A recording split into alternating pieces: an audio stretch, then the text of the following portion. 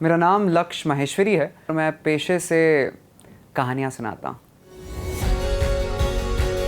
सबसे पहला तो मुझे कई लोग बचपन से बात कहते आए हैं कि मेरे बोलने का अंदाज़ काफ़ी राहत सर से इंस्पायर्ड है। That's what स्वदेश is mostly, yes? कौन सी स्टोरी है जिससे आप ज़्यादा रिलेट करते हैं? एक वो बड़ी खूबसूरत सी बात है कि कहानी का श्रृंगार लगता है हमें सत्य बताने के लिए। बॉलीवुड से इतना प्यार क्यों है? सिर्फ ऐसा नहीं कि मुझे बॉलीवुड से ही प्यार है, कहानियों से प्यार। पानी पानी 7 स्टेजेस होती हैं पड़ाव की, प्रेम के पड़ावों की, जैसे दिलकशी, उन्स, मोहब्बत, अकीदत, इबादत, जुनून और फिर मौत। Are you kidding me? वो यहाँ से म्यूजिक आता है और अलेक्सा और म्यूजिक मेरे साथ चलते हैं, चार्जर साथ में सही चलता है। है। तो आप कौन सी बॉलीवुड मूवी से सबसे ज़्यादा रिलेट करते हैं या आपको लगता है कि हमारे ऑडियंस को वो मूवी तो देखनी ही चाहिए? वैसे तो Raanjhanaa is one of the very big reason, very big influence on मी कि तो किसी रेल सी गुजरती है, मैं किसी पुल सा थर थराता हूँ, साला ये दुख काहे ख़त्म नहीं होता है वे। मैं आपको जानती हूँ, इंस्टाग्राम में आप लाखों लोग आपके कायल हो चुके हैं, लेकिन जो लोग आपको नहीं जानते उनके लिए आप थोड़ा सूफियाना अंदाज में अपने आप को इंट्रोड्यूस कर दीजिए। इंट्रोड्यूस मैं कर दूंगा, पर सूफियाना अंदाज में कैसे करूं मुझे ये नहीं पता। मेरा नाम लक्ष्य माहेश्वरी है, मैं इंदौर का रहने वाला हूं और मैं पेशे से कहानियां सुनाता हूं। कभी डिजिटल मीडियम के थ्रू आपको इंस्टाग्राम पे कहानियां सुनाता हूं, जब कभी 4 आंखें मिल जाती हैं तो सामने बैठाकर कहानियां सुनाता हूं। जहाँ जगह मिल जाती है बस कहानियाँ सुनाता हूँ। आई थिंक इससे बेहतर इंट्रोडक्शन तो नहीं बता। बिल्कुल, आपने बहुत ही अच्छे से अपने आप को इंट्रोड्यूस किया, लेकिन मेरे लिए जो आपकी परिभाषा है वो कुछ ऐसी है कि डिजिटल के ज़माने में जहाँ इमोशंस, प्यार ये सब खो से गए हैं, वहीं लक्ष्य जैसे कलाकार आते हैं और बॉलीवुड के ज़रिए, बॉलीवुड के गानों के ज़रिए, कहानियों के ज़रिए उन इमोशंस को फिर से गुदगुदा देते हैं, उजागर कर देते हैं। सो लक्ष्य, आपका बहुत बहुत स्वागत है दैनिक जागरण में। तो इंदौर से जाकिर खान भी हैं, राहत इंदौरी साहब भी हैं, तो उनसे कुछ इन्फ्लुएंस रहा आपका? आई थिंक बहुत ज़्यादा रहा। सबसे पहला तो मुझे कई लोग बचपन से बात कहते आए हैं कि मेरे बोलने का अंदाज़ काफ़ी राहत सर से इंस्पायर्ड है। तो कभी मिलने का मौका उनसे तो नहीं मिल पाया, पर जैसे वो हाई पिच में बात ले जाया करते थे और तो थोड़ा थोड़ा आ ही जाता है ना, बचपन में आप जिनको देख रहे होते हो उनसे इंस्पायर हो ही जाते हैं। और जाकिर भाई से भी अभी तक मिलने का अनफॉर्चुनेटली सौभाग्य नहीं प्राप्त हुआ मुझे। मिलेंगे आप ज़रूर पर किसी दिन, बिकॉज आई थिंक इंदौर ही नहीं पूरा इंडिया अब तो जाकिर भाई की कहानियों का कायल है। मैं खुद इंदौर से वाकिफ़ हुई हूँ थ्रू जाकिर खान। आह, तो इंदौरी हैं आप, तो फूडी भी होंगे आप। तो क्या सबसे ज़्यादा पसंद है? आपने जैसे बताया सराफा बाज़ार का, प्लीज़ पोहा मत कहिएगा मैं आपको बताता हूँ, सराफा और छप्पन 2 मार्केट है वहाँ पर जहाँ पर खाने की सबसे ज़्यादा लाइनें लगी होती हैं। ऐसा कहा जाता है वहाँ पे कि आप ज़्यादातर जितने भी दूसरे स्टेट्स के लोग हैं, आप लोग जीते हैं, आई मीन आप लोग खाते हैं सिर्फ जीने के लिए, हम लोग जीते हैं सिर्फ खाने के लिए। पूरे इंदौरियों को सिर्फ खाना चाहिए हर समय। सो आप जाइए कभी छप्पन सराफा, वहाँ पर हर जगह लाइन लगी होती है हर समय। जॉनी हॉट डॉग मुझे बहुत पसंद है। If you have heard the name, it's a very famous outlet in Indore, Chhappan पर है, and it's not a promotion thing but he is lovely. तो बचपन के बारे में बताइए, बचपन कैसा रहा? इंदौर में कैसे पले बड़े? तो असल में मैं इंदौर से करीब 20-25 किलोमीटर दूर एक छोटी सी जगह है जिसका नाम है Mhow. It's MHOW, it stands for military headquarters of war. It's a cantonment area, army area. आपको बताते बताते मुझे भी रियलाइज़ हुआ कि MHOW का फुल फॉर्म मुझे इतनी इजीली नहीं बताना चाहिए सबको पर it's a very strategically important cantt. तो वहीं आर्मी स्कूल में पला बड़ा मैं, और उसके बाद इंदौर से अपनी पढ़ाई ख़त्म करके इनफैक्ट यहीं दिल्ली NCR में ही गुड़गांव में आई वाज वर्किंग। तो तब से ऐसी प्रोफेशनल जर्नी शुरू हुई थी, but fate has a different plan, तो घूमते फिरते मैं कहानियों तक आ गया। बस कहानियों की कहानी की शुरुआत कैसे हुई? मतलब आप क्या हैं? मतलब वेद हैं कि कुंदन है? किनसे, कौन सी स्टोरी है जिससे आप ज़्यादा रिलेट करते हैं? इन दोनों में से तो आई वुड से कि हाँ, मैं ये बात शोज़ में ज़रूर बताता हूँ कि जब मैं जॉब कर रहा था तब 5 साल नौकरी करने के बाद जब पहली बार मैंने तमाशा देखी थी तो मैं देखकर हिल गया था अंदर से। उस समय ऐसा कुछ आया था कि यार आई थिंक मैं उस सीट पर हर दिन आकर बैठकर मर जाने के लिए तो नहीं आया। No offence to everybody who is working of course, पर मुझे ऐसा लगता था। तो तमाशा देखने के बाद मैंने 2 दिन बाद ही अपने पेपर्स डाल दिए और नौकरी वो कोई ऐसा कोई खास सीन था तमाशा का या इम्तियाज़ अली का जादू ही था? जादू तो था ही, पर द लास्ट सीन जब वेद स्टेज पे खड़ा है और सब लोगों से बाउज ले रहा है, बाउ डाउन टू एवरीबडी, फिर वो तारा के लिए झुकता है, उसे सल्यूट करता है, वो scene, that entire image of somebody standing on stage और वहाँ पर खड़े खड़े जब वो लोगों की वाहवाही बटोर रहा होता है ना, बस वहाँ मैं अटक गया था। तो बहुत लोगों ने तमाशा देखकर अपना प्रोफेशन बदला है, मैंने भी तमाशा देखकर अपना प्रोफेशन बदला है। डिफरेंस सिर्फ ये है कि तमाशा देखकर जो वेद कर रहा था मैं वही करने निकल पड़ा हूँ कहानियाँ सुनाने। कई लोगों को तमाशा समझ में भी नहीं आती है, लाइक कई लोग होते हैं जिनको तमाशा बहुत पसंद आती है, कई लोगों को तमाशा समझ में ही नहीं आती है, वो आपने इस शो में भी बताया था। लेकिन मैं आपसे पूछूंगी कि जिनको समझ में नहीं आती है उनको आप कैसे समझाते हैं, चाहे वो तमाशा हो या कोई और मूवी हो, कहानियों में आप जान कैसे डालते हैं? दो तरीके से। सो पहला तो तमाशा जिन्हें समझ में नहीं आती है, सबसे ज़्यादा तो I envy all of those people जिन्हें तमाशा समझ में नहीं आई। जैसा कि मैंने शो में बताया था कि बिकॉज ये वो लोग हैं जो ऑलरेडी अपनी ज़िंदगी में वही काम कर रहे हैं जो वो करना चाहते थे, तो वो कभी रिलेट नहीं कर पाए वेद से, number one. So whenever I meet somebody जिसे तमाशा पसंद नहीं है, मुझे बड़ी खुशी होती है कि यार चलो तुम एटलीस्ट वो कर रहे थे, जिंदगी जी रहे हो अपनी। पहले से। और जिन्हें कहानियाँ समझ नहीं आती है, तो जैसा कि एक वो बड़ी खूबसूरत सी बात है कि कहानी का श्रृंगार लगता है हमें सत्य बताने के लिए, सच बताने के लिए। तो कोशिश बस ऐसी ही करता हूँ मैं कि कहानी का श्रृंगार तो आप देख चुके हैं बड़े पर्दे पर या OTTs पर कहीं पर भी, उसके पीछे का अगर सच आपको मैं बता पाऊँ तो उसकी खूबसूरती आपके लिए ज़्यादा निखर जाती है।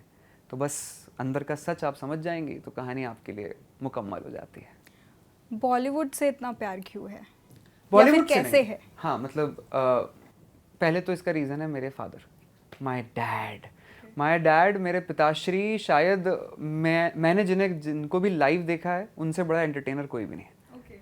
मतलब मुझसे ज़्यादा बेहतर इंटरव्यू आपको वो यहाँ दे सकते हैं।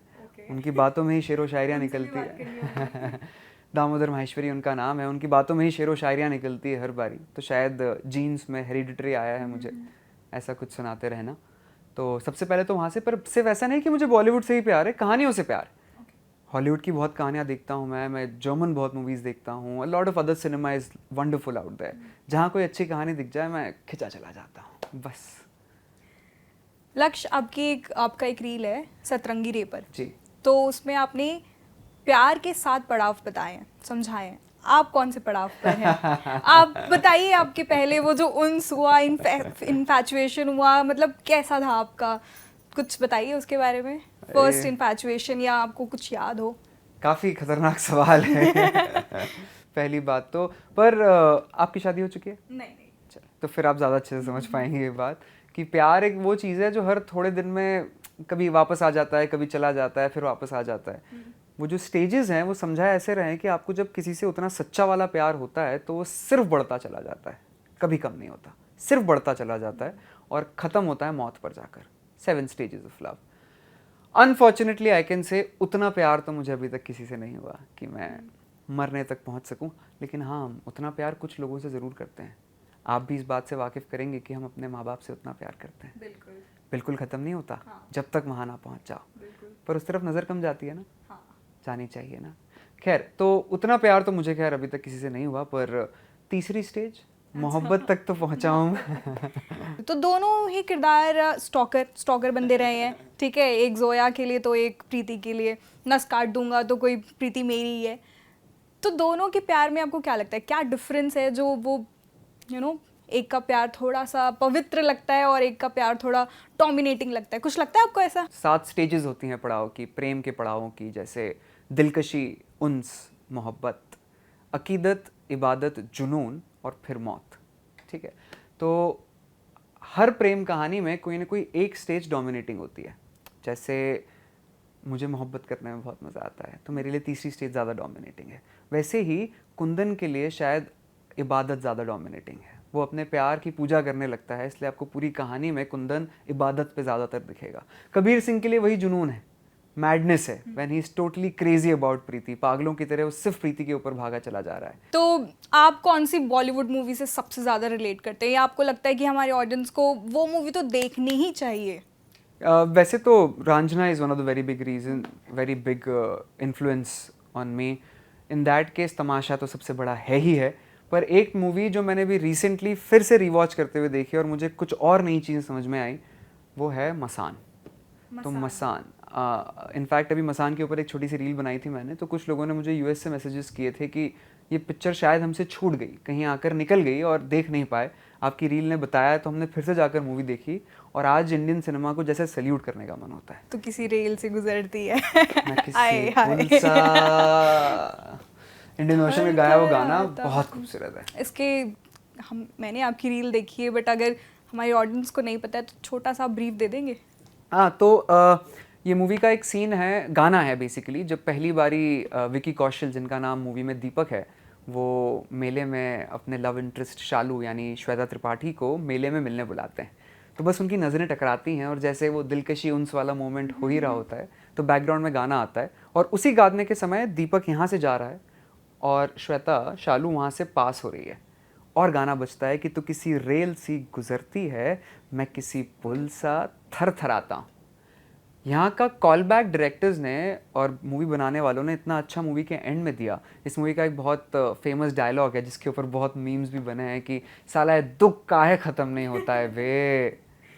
तो मैं स्पॉयलर्स नहीं दूंगा, लेकिन जब ऐसा कुछ हो जाता है कि दीपक बहुत ही ज़्यादा उदास है, रो रहा है और उसके मुंह से फिर मतलब बस प्रताड़ना ही निकल रही हैं, तो पीछे से एक रेल गुजरती है पुल पे से और वो देखकर कहता भी है कि तू किसी रेल सी गुजरती है, मैं किसी पुल सा थरथराता हूँ। इस बारी फिर से दीपक थरथरा रहा है, लेकिन this time not because Shweta is passing but because Shweta has passed away. तो वो जो कनेक्शन उस गाने का, उस वर्ड्स का और उस रेल का पुल पे से गुजरना था, ये एक सिनेमैटिक जीनियस है। पर फिर ये बात जब मुझे पता चली और मैंने इसके बारे में रील बनाई थी, so the director of the movie Neeraj, he was kind enough to come and उन्होंने कमेंट सेक्शन में इस बात को क्लियर किया कि पीछे से वो रेल का गुजरना एक्सीडेंट था। वो प्लान था ही नहीं। वो सीन शूट करना शुरू किया गया, उसके पीछे अगर 2 मिनट दें मैं कहानी एक बताता हूँ आपको। तो विकी कौशल उस मूवी के पहले उन्होंने कभी ज़िंदगी में ड्रिंक नहीं किया था, पर वो सीन ऐसा है कि वो दोस्तों के साथ बैठकर शराब पी रहे हैं, तो उन्होंने कहा नहीं इस बारी पहली बारी ही सही पर मैं शराब ज़रूर पीऊँगा, मुझे ऑथेंटिसिटी चाहिए सीन में। 3 मिनट का सीन था, रोल होना शुरू हुआ, वो 9 मिनट तक सीन चलता रहा। Vicky Kaushal was completely engrossed in the scene और तभी वो रेल निकल गई पीछे एक्सीडेंटली। तो उन्होंने पूरा इम्प्रोवाइज़ करते हुए फिर से कह दिया कि तू किसी रेल से गुजरती है, मैं किसी पुल सा थरथराता हूँ। तो कई बारी एक्सीडेंट में जीनियस चीज़ें बन जाया करती हैं। What a beautiful coincidence. सच में। ये भी बनारस में शूट हुआ है, if I am not wrong. तो बनारस गए हैं आप कभी? मैं बचपन में एक बारी गया था, अभी फिर से जाने का ज़रूर मन है। बनारस, काशी, वाराणसी, हमारी बनारस का पान बनारसिया पान। आपके कोई फेवरेट डायरेक्टर हैं? इम्तियाज़ अली के अलावा बताइएगा मुझे, क्योंकि पता है आप जो आपको फॉलो करते हैं उनको तो पता ही होगा, आप इम्तियाज़ अली के बहुत बड़े फ़ैन हैं। उनके अलावा बहुत अच्छे अच्छे डायरेक्टर्स हैं जिन्होंने, देखिए डायरेक्टर का बेसिक काम वही है कि वो कहानी को कितने खूबसूरती से आप तक पहुंचा दें ताकि आपको लगे भी नहीं पर लग जाए कि कुछ तो हुआ है। अनुराग कश्यप वो काम बड़े अच्छे से करते हैं। उनका तरीका थोड़ा सा हार्श है पर वो आपको क्लिक इतना ज़्यादा करता है कि कहीं ना कहीं अनुराग कश्यप साहब की कोई भी मूवी देखी हुई आपके जहन में है, ध्यान रखिएगा, वो रह जाती है। वो आपसे कभी छूटती नहीं, कभी जाती नहीं। तो एक अच्छे डायरेक्टर की यही पहचान है। तो अनुराग कश्यप मुझे बहुत कौन सी फेवरेट मूवी है उनकी? आई थिंक सभी लोग बात करेंगे गैंग्स ऑफ वसेपुर की। बिल्कुल। सभी लोग चाबी का है आगे anyway, पूरा बोलिए। नहीं बिल्कुल नहीं। हाँ। तो मुझे लेकिन उनकी ब्लैक फ्राइडे बहुत अच्छी लगती है। ओके। द वे ही वो खैर movie something else all together. सब देखिएगा जरूर, अगर आपने नहीं देखी तो आई सजेस्ट आप भी वो जरूर बिल्कुल देखूंगी मैं। देखिएगा। लक्ष्य, आप जो भी रील रहती है 30 सेकंड की रहती है, 40 सेकंड की रहती है, लेकिन किसी भी रील को बनाने के लिए कहानियों को मतलब आपको कितने बार खंगालना पड़ता होगा, ये बात मैंने की भी आपसे, कितना रिसर्च करना होता होगा, और रिसर्च करने के बाद जब उसका जो आउटकम है वो आप तक आपको लगता होगा कि उतना अच्छा नहीं निकला, तो वो क्या प्रोसेस है, आप थोड़ा बताएंगे? तो सबसे पहले तो बात बिल्कुल सही है आपकी। ऐसी कुछ 3-4 कहानियां हैं जो मैंने शूट करके रख ली हैं पर मुझे लगा है कि इतनी अच्छी नहीं है इसलिए अब तक डाली नहीं है मैंने। तो it takes a lot of effort और मुझे सडनली मूवी बनाने वालों के लिए और रिस्पेक्ट आ गई है। थोड़ा थोड़ा राइटर तो हूँ ही। मैंने कुछ किताबें लिखी हैं जो सून आपको पेंगुइन पब्लिशर ने ली हैं, वो बहुत जल्दी आपको मार्केट में मिलेंगी। अपार्ट फ्रॉम दैट कुछ मूवीज़ पे काम कर रहा हूँ मैं, सब कुछ ठीक रहा तो बहुत जल्दी आपको पिक्चरें बड़े पर्दे पे भी देखने को मिलेंगी। बिल्कुल। तो धीरे धीरे वहाँ तक पहुँच रहे हैं। कहानियाँ मेरे दिमाग में बहुत सारी हैं, अंदर ही अंदर फूटती रहती हैं, बस 2-4 कान और आंखें चाहिए कि फटाफट बक दूँ मैं वो कहानियाँ। बस मुझे बहुत अच्छा लगा जैसा आपने डिपिक्ट किया कुंदन और जोया का रिलेशनशिप। थोड़ा सा अगर आप डिपिक्ट कर सके कुछ भी, मतलब जो भी पूरे रांझना मूवी में आपका फेवरेट सीन हो या फिर पहली बात तो रांझना मूवी बहुत, Anand L Rai is one of the directors who make some lovely movies out there. सबसे पहले तो रांझना 2 आ रही है, आपको पता है? ओह नहीं। सी रांझना 2 का ट्रेलर आ चुका है, टीजर आ चुका है बहुत थोड़ा सा, और मुझे इतना अच्छा हाँ टीजर हाँ लगता हाँ, है या आई रिमेम्बर, यस, कि कुंदन उसमें धनुषी हाँ है, हाँ धनुषी है, हाथ में एक बॉटल बॉम्ब लेकर वो भागे चले जा रहे हैं, और बैकग्राउंड में सिर्फ 2 लाइनें आती हैं कि पिछली बार तो कुंदन था इसलिए वो हार गया, लेकिन इस बार शंकर है, अरे वाह, उसे कैसे रोकोगे। So very excited to watch Raanjhanaa 2 again. But Raanjhanaa first में तो कुछ सीन्स और बहुत ही, तो मुझे एक वो सीन बड़ा पसंद है जब पहली बार बच्चा कुंदन 8 साल का छोटा सा कुंदन नमाज में बैठी जोया को पहली बारी देखता है। ये पहली स्टेज है दिलकशी, जब पहली बारी आपको किसी को देखकर कुछ थरथराहट सी हो जाती है अंदर। तो बस उस समय उस सीन में बैकग्राउंड में 2 लाइनें आती हैं, क्या डायलॉग्स, रांझना के जो डायलॉग्स जिसने लिखे हैं ना, like hats off to him. बहुत सारी हमारी करंट मूवीज़ को उनसे सीखना चाहिए कि इंस्पिरेशन लो थोड़ा। कि डायलॉग्स कैसे लिखे जाने चाहिए। पर वो डायलॉग बड़ा अच्छा आता है कि वो छोटे से बच्चे के दिल से आवाज़ आ रही है कि जैसे उस लड़की को उस समय देखकर ऐसा लगा जैसे बनारस भर की पूरी भांग हमारे माथे में और भोलेनाथ का सारा जहर हमारी आंखों में उतर आया हो। नमाज में वो थी पर यूं लगा जैसे दुआ हमारी कबूल हो गई। वाओ, व्हाट लाइंस ना। तो बहुत खूबसूरत सीन है वो। आप हिस्टोरिक भी हैं, मतलब थोड़ा बहुत आप हिस्ट्री में भी रुचि रखते हैं, थोड़े बहुत नहीं, ज़्यादा ही कुछ। तो आपको पता है बाबर, अकबर और हुमायूं में कौन किसका पिता था, कौन किसका पोता था? Do you know? पता है, जहाँ तक मुझे लगता है मुझे पता है, पर अगर मैं गलत हो जाऊँ तो मुझे माफ़ ठीक कीजिएगा। है, चलो गाइज। तो बिल्कुल टेस्ट होगा अब। बिल्कुल बिल्कुल, क्यों नहीं। तो सबसे पहले सबसे ऊपर तो अकबर थे, अकबर के बेटे थे बाबर और बाबर के बेटे हुमायूं। ये मुझे भी नहीं पता था। मैंने चेक किया, देखिए नॉलेज ना हो कॉन्फिडेंस फुल हो चलता है। कितने कॉन्फिडेंस से कह दिया मैंने। बिल्कुल। ये तो क्रॉस चेक करेंगे हमारे ऑडियंस कमेंट्स में। रूमी, जलालुद्दीन रूमी से खुसरो तक, कबीर से बाबा बुल्ले शाह तक, मीरा तक, ये सब जितना पढ़ने की कोशिश कर सकता हूँ पढ़ता हूँ, और इन सब से इतना कुछ है सीखने को। आप पढ़ें, मतलब अपने आप में पूरी यूनिवर्सिटी थे ये लोग, इनके पास इतना ज्ञान था, लेकिन इन ज्ञान का कभी उन्हें घमंड नहीं था, वो सिर्फ अपने मज़े में। जैसे हाँ, एक चीज़ अच्छी बड़ी याद है, मैं आपको ज़रूर बताना चाहूँगा। बाबा बुल्ले शाह का नाम आपने सुना है? हाँ। तो बाबा बुल्ले शाह एक फ़कीर थे, तो फ़कीरियत में अपनी ज़िंदगी ही जीते थे, लेकिन हर दिन सुबह उठकर खुदा का शुक्रिया ऐसे करते थे कि वाह खुदा, क्या ज़िंदगी दी है तूने मुझे। तो उनके शागिर्द कभी कभी शौक हो जाते थे कि बाबा फ़कीर ही तो हुआ, हर दिन ऐसे शुक्रिया करते हो जैसे राजा बना दिया उसने आपको, ऐसा क्यों? तो बाबा ने कुछ 4-6 लाइन उनसे कही थी, वो लाइन मैं आपको सुनाता हूँ, थोड़ी पंजाबी में है, आई होप यू अंडरस्टैंड। बाबा कहे कि चढ़दे सूरज डलदे वेखे, बुझते दीदे बलदे वेखे, हीरे दा कोई मोल ना जाने, खोटे सिक्के चलदे वेखे, जीना दाना जगत ते कोई, वो भी पुत्तर पलदे वेखे, और उस दी रहमत दे नाल बंदे पानी उत्थे चलदे वेखे, लोकी कहंदे दाल नहीं गलदी, मैं तां पत्थर गलदे वेखे। हाँ, और जिन्हां ने कदर ना कीती रब दी, हथ खाली ओ मल दे वेखे, कई पैरा तो नंगे फिर दे, कई पैर तो नंगे फिरते रहते हैं, न सिर ते लब्बद छावा, और मैनू दाता सब कुछ दिता, क्यों ना शुक्र मनावा, क्यों ना शुक्र मनावा। तो अब सोचिए, इतनी खूबसूरत सोच रखने वाले लोग हैं, इनका लिखा अगर हम पढ़ें। कितने लोग मुझसे पूछते हैं, बाबा बुल्ले शाह के ऊपर भी एक रील मैंने छोटी सी बनाई थी, छैया छैया गाने की, तो उसके बाद लोगों ने पूछा तो जिन भी गानों में बुल्ले का नाम आता है वो सब बुल्ले शाह ने लिखे हैं? हाँ, रांझण दे यार बुलिया, बुल्ला की जाना मैं कौन, ये सब बाबा बुल्ले शाह के लिखे कलाम हैं जिन पे अब गाने बन रहे हैं। जुगनी, ये सब बाबा बुल्ले शाह के हैं। तो यही बातें अगर हमें पता हो तो वैल्यू कितनी बढ़ जाती है ना उस एक्सपीरियंस की। और आप बहुत अच्छा काम कर रहे हैं कि जो खोई हुई कहानियाँ थी उनको फिर से आप हमारी जनरेशन को बता रहे हैं। Hats off. आपको लगता है डिजिटल के ज़माने में ये बहुत डिफ़िकल्ट होता है लोगों तक पहुंचाना? समझते हैं लोग इमोशंस और इन सब चीज़ों को? आपका ऑब्जर्वेशन क्या है? तो मेरा मानना कुछ यूँ है चारू कि असल में डिजिटल है तो एक मीडियम ही, जैसे पहले बड़े पर्दे होते थे या नुक्कड़ नाटक होते थे जो आप तक बात पहुंचाते थे। तो हाँ, सोशल मीडिया ने आपकी आदत थोड़ी बिगाड़ दी है, हम सबकी इनफैक्ट, कि हम वो स्क्रोलिंग में कहीं घंटे बिता दिया करते हैं, पर कम से कम कुछ अच्छी चीज़ भी हमें सुनने को मिल जाती हैं। हर 2-4-6 रील जिसमें कोई माँ के बाप पे डांस ना कर रहा हो इसकी भी हिस्ट्री बताई थी आपने। तो उसमें से एक आध कोई कुछ अच्छी बातें तो कर ही देता है, और वो सुन के लगता भी है कि वाह, और बस वहीं फिर वो लाइक या शेयर का हाथ दब जाता है और हम आगे बढ़ जाते हैं। तो बस एक माध्यम है डिजिटल, पर जो सच में सुनना चाहता है उस तक तो बात पहुंच ही जाती है। जैसे बहुत पुराने किसी ने कहा था कि when the student is ready the teacher appears. तो जब आप सुनने को सच में तैयार होते हैं तो अच्छी चीज़ सुनाने वाले आ ही जाते हैं। तो ऐसा कोई गाना है जिसका आप डाइसेक्शन कर रहे हो, प्रोसेस में हो, लेकिन आपने रील नहीं बनाई हो, वो हमारे ऑडियंस को बता दीजिए एक्सक्लूसिवली ऑन जागरण। तो फिर मैं कहानी नहीं बताऊंगा, मैं गाना ज़रूर बता देता हूँ।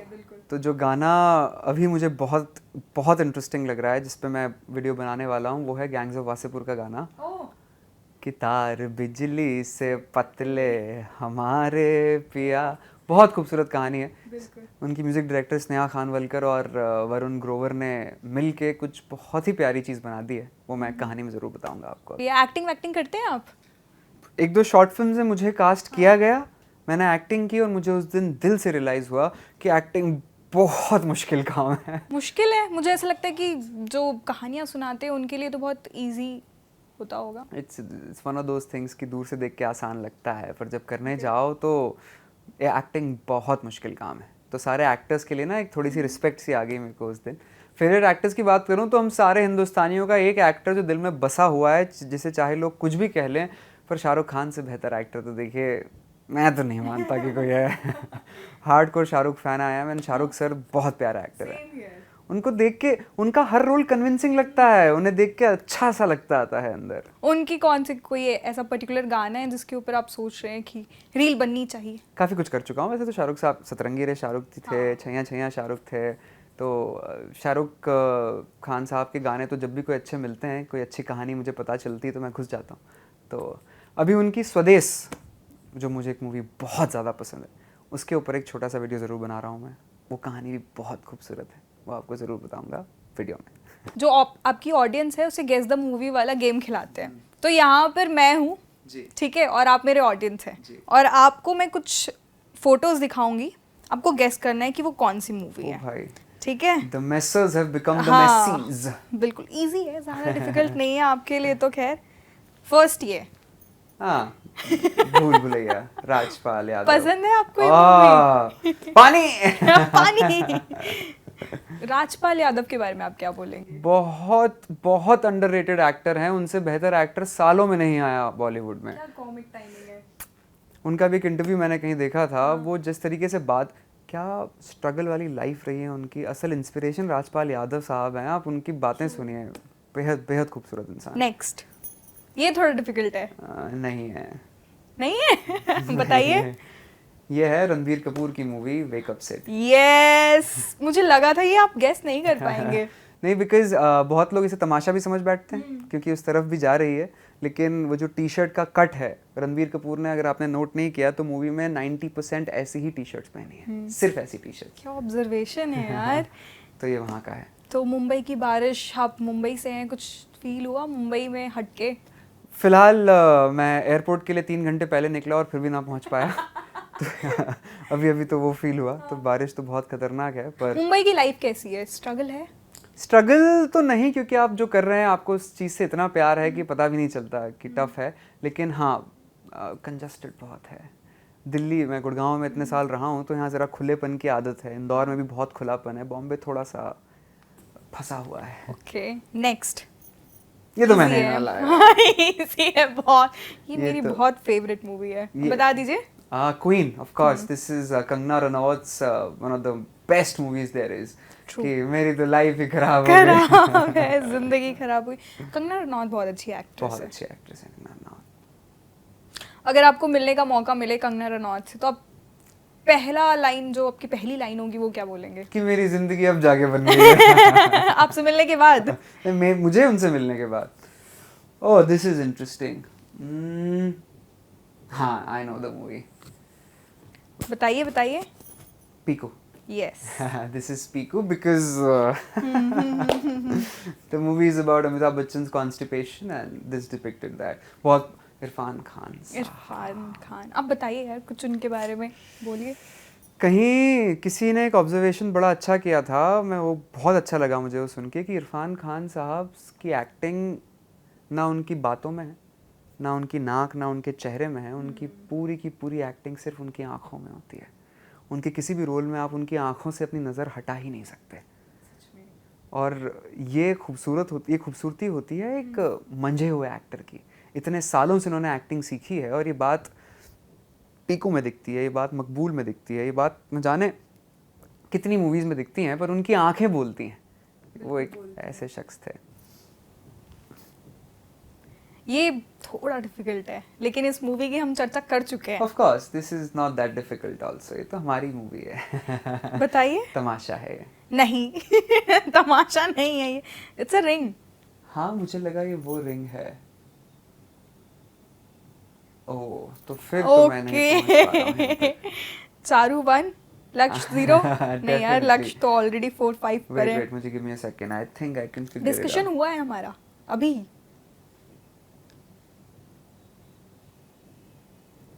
यार ये टफ. और आपका समय यहीं समाप्त होता है. बताइए. तो किसी रेल से गुजरती है. Masaan, of course. Ring. Now I can see that. या वो बहुत बहुत दिल Heartbreaking दुखाने scene वाला है. सीन था वो. Next, last. Now I am realising कि क्विज़ जब मैं डालता था तो लोगों पे क्या बीतती होगी. ये क्या लग रहा है आपको, क्या है ये? पहाड़ के बीच. हाँ, पहाड़ के बीच. पहाड़ पहाड़ के बीच नदी काटती हुई. नहीं, पहाड़ बस पहाड़ में ही सीमित रहिए आप. Nawazuddin Siddiqui. Mountain man. Yes, Manjhi. बस हाँ, ये भी एक लास्ट है. ये movie one of my favourite है. चेयर. आलिया भट्ट की. Of course. आपने पूछा कौन सी पिक्चर में आपको शाहरुख खान साहब सबसे हाँ, अच्छे हाँ, लगे हाँ. थे. शायद इस मूवी में सबसे अच्छे लगे. सच में डियर जिंदगी. वाई? पता नहीं, जैसे वो अगर मेरे थेरेपिस्ट हो तो मैं हर दिन थेरेपी के लिए जाऊंगा. जैसे उन्होंने थेरेपी की थी वो बहुत खूबसूरत. ये लास्ट है. Yeah I know, of course. This is one of the marvels of Indian cinema by Ranbir Kapoor. This is Barfi. True. Barfi आपने कितनी बार देखी है? पहली बार देखी तो मैं हिल गया कि अनुराग बासु एक तो इतने अच्छे डायरेक्टर, उनसे पहले उनकी कोई अच्छी मूवी नहीं देख पाया था मैं अनफॉर्चुनेटली. तो बर्फी देख के तो मैं बहुत हिल गया. तो मैंने दूसरी बारी फिर से देखी उसे ढंग से समझने के लिए, और कम से कम 8-10 बारी देख चुका हूँ मैं. But what a movie. And Ranbir Kapoor has acted so brilliantly in that movie. बहुत खूबसूरत. लक्ष्य, आप जब स्टेज पर परफॉर्म करते हैं तो आपकी प्रतिभा ही सारा स्पॉटलाइट ले लेती है, लेकिन कुछ चीज़ें हैं जो हमसे छूट जाती है. आप बताना चाहेंगे अपनी इस कहानी के पीछे क्या कहानी रही है? तो ये एक आर्टिफिशियल हैंड है, नकली हाँ. हाथ है. हाथ दीजिए अपना. एल्बो से इतना आई हैव, और उसके बाद मैं पैदा ही ऐसे हुआ था. I was born like that. तो उसके बाद मैं ये लगा लिया करता हूँ ताकि नॉर्मल जो लोग हैं तो मुझे देख के डर ना जाए कि ये क्या हो गया है. Just to make you feel guys good about it I wear this. But देखा जाए तो मेरे हिसाब से ये नॉर्मल है और आप लोग अजीब हैं. अजीब है. मेरे लिए तो ये नॉर्मल है. आप लोग अजीब हैं, सब एक जैसे दिखते हो. I am the only one who looks different from all of you. यार अभी इतना ज़्यादा टेक्निकल हो गई ये चीज़ें, टाइपिंग इतनी फास्ट हो गई, थोड़ा दिक्कत नहीं जाता होगा आपको टाइप वाइप करने में, या फिर ऐसा कुछ और इन्वेंट किया आपने, वॉइस रिकॉर्डर या फिर ऐसा कुछ? मैंने इन्वेंशंस के उस पर मैं इसके बारे में ज़रूर आपको एक चीज़ बताना चाहूँगा कि ये मैंने कस्टमली बनाया है. बनवाया हुआ है कहीं से. मैंने इसके अंदर एक अलेक्सा, एक स्पीकर, एक इंटरनेट और एक पावर बैंक फिट कराया हुआ है. Are you kidding me? वो यहाँ से म्यूजिक आता है. ओह वाह. और अलेक्सा और म्यूजिक मेरे साथ चलते हैं, चार्जर साथ में सही चलता है. है. तो make ये use तो of- कूल था. तो बैक स्टोरी तो बस इतना ही कि मैं पैदा ही ऐसे हुआ था, लेकिन बहुत जब मैं छोटा था मुझे तभी समझ में आ गया था कि जो चीज़ें आप बदल नहीं सकते उनके बारे में सोचने का कोई मतलब है नहीं. तो just accept it and move on. So बहुत बचपने में प्रॉब्ली परवरिश मम्मी पापा ने इतने अच्छे से पाला पोसा है मुझे कि बड़े प्यार से, हमें, मेरी एक छोटी बहन भी है, हम दोनों को, तो कभी दिमाग में आया नहीं. तो तब से बस मैं इसे यूज़ ही कर रहा हूँ लोगों को ऑकवर्ड फील कराने के लिए. कभी कुछ हुआ है ऐसा, कोई डर गया, फिर ऐसा कोई फनी इंसिडेंट करता ही हूँ. दोस्त यारों के साथ? जैसे जब भी कोई प्यार से कहता है भाई जरा हाथ दे हाथ दे, हाँ लो हाथ मैं निकाल कर दे देता हूँ। जैसे मैं आपको एक अच्छा इंसिडेंट बताता हूँ। हुआ कुछ ये था कि जब मैं पहली बार ये हाथ लगा था ना, दशहरे का दिन था, मुझे याद है, मैं 10th स्टैंडर्ड में था, तो मैं लगवा कर हाथ आया था और सबसे खूबसूरत बात हुई थी उस दिन कि मेरी मॉम ने इस हाथ पर एक सातिया बनाया था। It's such a cute little moment, I remember. उसके बाद माँ मुझे मंदिर ले गई। दशहरे का दिन था तो मंदिर में बड़ी भीड़ थी, सब लोग इधर धक्का मुक्की कर रहे थे। I am not use to wearing that hand, पहले दिन लगा है मुझे। तो किसी ने एक धक्का मारा और ये हाथ गिर गया। जैसे कोई भीड़ में चिल्ला दे सांप सांप सांप, हाथ हाथ हाथ। तो लोग हाथ हाथ चिल्लाते हुए सब भाग गए। लाइक 5 मीटर का रेडियस खाली हो गया। ओ भाई। अच्छा, you see it's like circular ना। हाँ। तो वो गिरा और वो रोल होना शुरू हो गया। ओके। अब वो रोल होते हुए जा रहा है हाँ। और जहां जहां से जा रहा है वहां से लोग हटते चले जा रहे हैं अच्छा। ऐसे। तो मैं हाथ के पीछे जा रहा हूँ हाँ और रास्ता बनता चला जा रहा है। हाँ। उस दिन मैं मंदिर में ऐसे एंटर हुआ जैसे अपुनिज भगवान है। अरे वाह, ये इस चीज का फायदा भी है ना, अगर जहाँ पे एंट्री वेंट्री नहीं मिल रही है फिर ऐसा कुछ, रुको guys I have my hand ऐसा होता है। कई दफा इधर उधर, पर ज्यादातर मैं डराने के लिए ज्यादा यूज करता हूँ लोगों को ना। बहुत सारे लोगों को नहीं पता है, तो जब भी कभी शो में आता है मैं बताता हूँ कि that's the reason I call myself single handedly. तो पूरी ऑडियंस पहले अगले 2 मिनट तक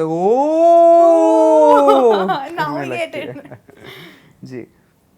पूरे इंटरव्यू को आपने सिंगल हैंडेडली पूरे कैरी फॉरवर्ड किया। तो इस इंटरव्यू को अगर आप एक गाने में समराइज अगर करना चाहें तो वो कौन सा गाना होगा, या जो भी आप बोलना चाहें? तो आई थिंक रॉक ऑन का वो गाना है, बहुत अच्छे से जा रहा है कि ये तुम्हारी मेरी बातें ओह वाओ हमेशा यूं ही चलती रहे। गाती तो हैं आप। यार नहीं, मैं बहुत ही गंदी सिंगर हूँ। बड़ी अच्छी बातें आपने पूछी, कुछ अच्छे क्विज़ेस खिलाए जिसमें से एक का जवाब मुझे नहीं आता था, ये बहुत मलाल नेक्स्ट रहेगा। टाइम और ज्यादा अच्छे से प्रिपेयर रहेंगे Lakshya. So all those people जो क्विज़ेस का जवाब गलत देते हैं, I forgive you now, that happens. और बहुत मजा आया, thank you so much for having me on your show. Jagran के ऑफिस आके बहुत अच्छा लगा।